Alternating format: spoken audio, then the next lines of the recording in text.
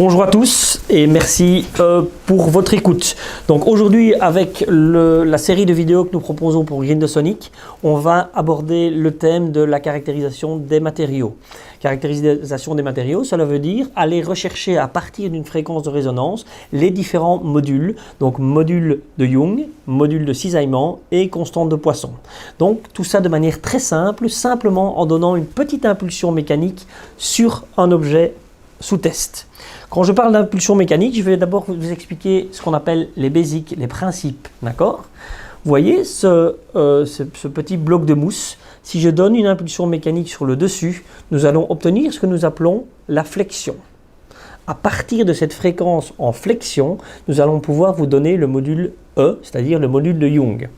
À partir de la fréquence en torsion, l'objet va réellement se comporter de cette manière, il va tordre, nous allons obtenir le module G. Avec la combinaison de E et G, nous allons pouvoir déterminer la constante de Poisson, et ce de manière non destructive et très très simple. Pour ce faire, nous allons commencer la démonstration, d'accord ? Nous avons donc ici un piezoélectrique ou un détecteur acoustique. Le piezoélectrique doit être placé selon un setup particulier, d'accord. Vous voyez ici que sur la barre rouge se situent deux lignes, elles sont situées à 22,4% du total de la longueur.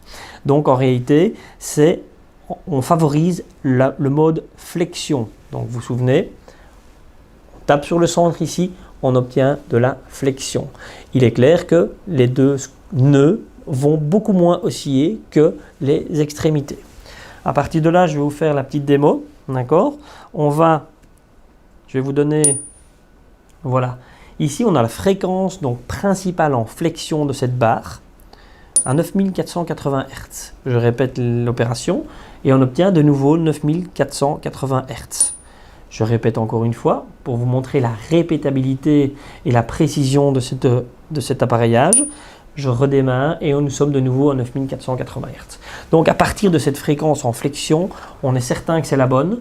Nous allons aller vers notre calcul du module, d'accord? On va aller chercher E et G et en fonction de la longueur, la largeur, l'épaisseur et la masse, on va facilement faire le calcul. Je vais maintenant, en fonction de ceci, vous montrer comment on calcule aisément ce. Voilà, donc à partir de la fréquence 9480 Hz, on obtient un module E de 353,47 gigapascal. Je peux répéter l'opération plusieurs fois pour obtenir effectivement toujours la même répétabilité. Voilà, on est aussi capable d'aller chercher le module de cisaillement, d'accord. Pour ce faire, on choisit le mode torsion, d'accord. Les fréquences sont légèrement différentes, d'accord, et le setup est également différent. Je n'ai plus besoin des deux barres ici, mais j'ai besoin de faire tordre ma barre, donc je vais la placer sur un setup en croix.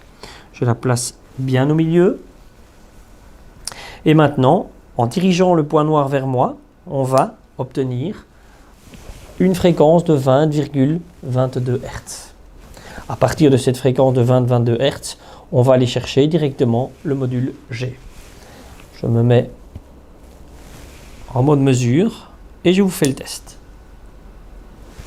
Voilà, vous obtenez un module G à 152,44 gigapascal. Je le répète. Et je peux le répéter à l'infini et de manière non destructive. Voilà donc la manière idéal de calculer les modules à partir d'une barre. On peut également tester les disques, les cylindres et nous serons également en mesure très prochainement de vous donner le module des couches appliquées sur vos objets. Merci pour votre écoute, à bientôt.